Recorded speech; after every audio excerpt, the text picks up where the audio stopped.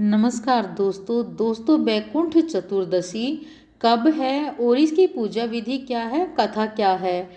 दोस्तों, भगवान विष्णु बैकुंठ में निवास करते हैं। साल में एक बार बैकुंठ चतुर्दशी का व्रत आता है। अगर व्रत नहीं कर सके तो पूजा कर सकते हैं विधि के अनुसार। दोस्तों, इस बार ये तिथि 17 नवंबर गुरुवार को है। ऐसी मान्यता है कि चातुर्मास के दौरान भगवान विष्णु सृष्टि का भार भगवान शंकर को सौंप देते हैं। धर्म ग्रंथों के अनुसार चातुर्मास में सृष्टि का संचालन शिव ही करते हैं।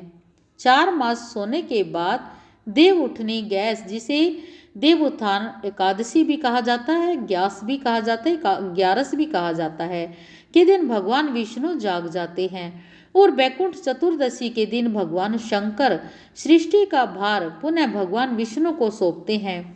ऐसी मान्यता है कि इस दिन बैकुंठ लोक के द्वार खुले रहते हैं।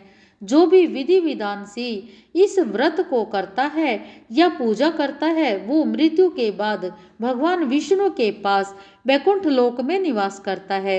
इस दिन पूजन व व्रत का इस प्रकार पालन करना चाहिए। बैकुंठ चतुर्दशी की पूजा की विधि। इस दिन सुबह स्नान आदि से निपटकर दिन भर व्रत रखना चाहिए और रात में भगवान विष्णु की कमल के फूलों से पूजा करनी चाहिए। इसके बाद भगवान शंकर की भी पूजा अनिवार्य मानी जाती है। पूजा में इस मंत्र का जाप करना चाहिए। विना यो हरि पूजाम यो कुर्याद रुद्रस्य चार्चनम वृथा तस्य भवित पूजा सत्यमेत द्विजो मम। मंत्र एक बार हम फिर बोल देते हैं। विना यो हरि पूजाम तो कुर्याद रुद्रस्य चार्चनम वृता तस्य भवित पूजा सत्यमेत द्विजो मम। रात भर पूजा करने के बाद दूसरे दिन यानी कि कार्तिक पूर्णिमा जो 19 नवंबर शुक्रवार पर शिवजी का पुनः पूजन कर ब्राह्मणों को भोजन कराकर स्वयं भोजन करना चाहिए। बैकुंठ चतुर्दशी का यह व्रत शैवों और वैष्णवों की पारंपरिक एकता का प्रतीक है। दोस्तों, इस दिन 14 दीप भी जलाए जाते हैं। शाम को दीप दान किया जाता है किसी नदी या तालाब के किनारे पर। कार्तिक पूर्णिमा की सुबह करें नदी स्नान और शाम को दीपदान करना चाहिए। कार्तिक मास की पूर्णिमा बड़ी ही पवित्र तिथि है और इसे बहुत ही पवित्र माना जाता है। धर्म ग्रंथों के अनुसार भगवान ब्रह्मा, विष्णु और शिव आदि ने इस तिथि को परम पुण्यदायी बताया है।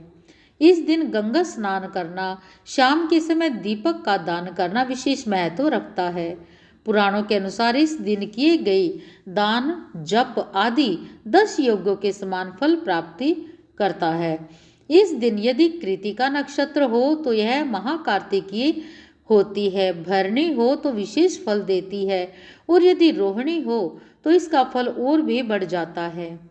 जो व्यक्ति पूरे कार्तिक मास स्नान करते हैं उनका नियम कार्तिक पूर्णिमा को पूरा हो जाता है।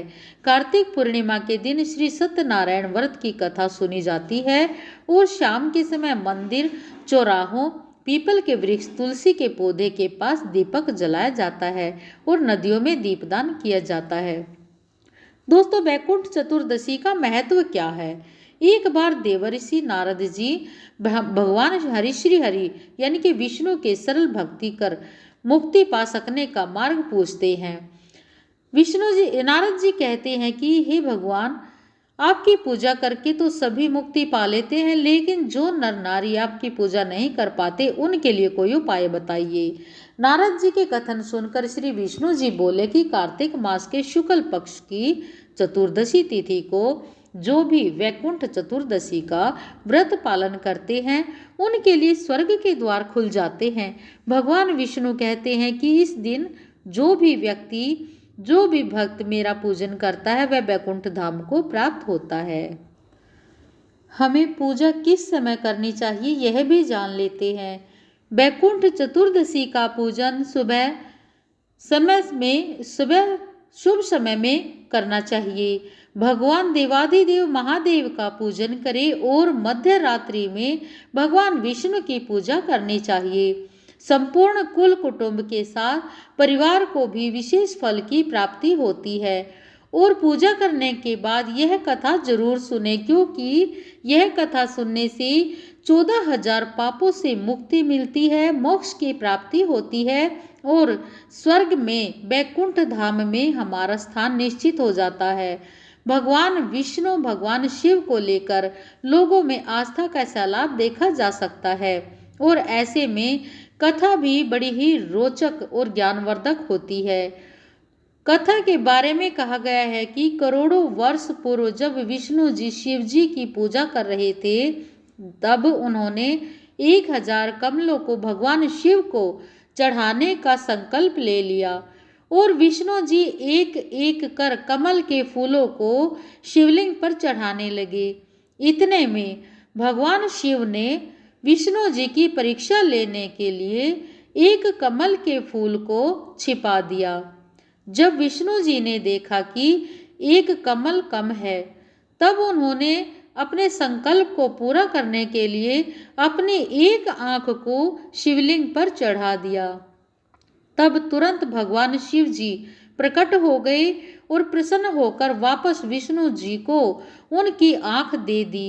यही वजह है कि श्री हरि विष्णु को कमल नयन भी कहा जाता है और तब से इस दिन को बैकुंठ चौदस या चतुर्दशी आदि के नामों से जाना जाता है। भगवान शिव बहुत ही खुश हुए और उन्होंने भगवान विष्णु को कहा कि तुम्हारे समान इस संसार में मेरा कोई और भक्त नहीं है। इस पूजा से प्रसन्न होकर भगवान शिव ने विष्णु जी को सुदर्शन चक्र भी भेंट किया था। जो भी इंसान इस त्योहार का विधि पूर्वक पालन करता है या विधि पूर्वक पूजा करता है, स्नान आदि करके दीपक दान करता है और कथा को सुनता है, वो इस लोक में सुख तो भोगता ही है और बाद में मोक्ष के बाद सीधे उसे बैकुंठ की प्राप्ति होती है। तो दोस्तों, इस वीडियो में हमने जाना कि बैकुंठ चतुर्दशी कब है, उसका महत्व क्या है और पूजा विधि क्या है, और साथ में हमने कथा का भी श्रवण किया है। तो दोस्तों, वीडियो को ज़्यादा से ज़्यादा शेयर करें, लाइक करें और ऐसी ही और वीडियो देखने के लिए हमारे चैनल गॉड गिफ्ट भजन चैनल को सब्सक्राइब करना न भूलें। इसी के साथ दोस्तों मिलते हैं अगली वीडियो में, तब तक के लिए ओम नमः शिवाय।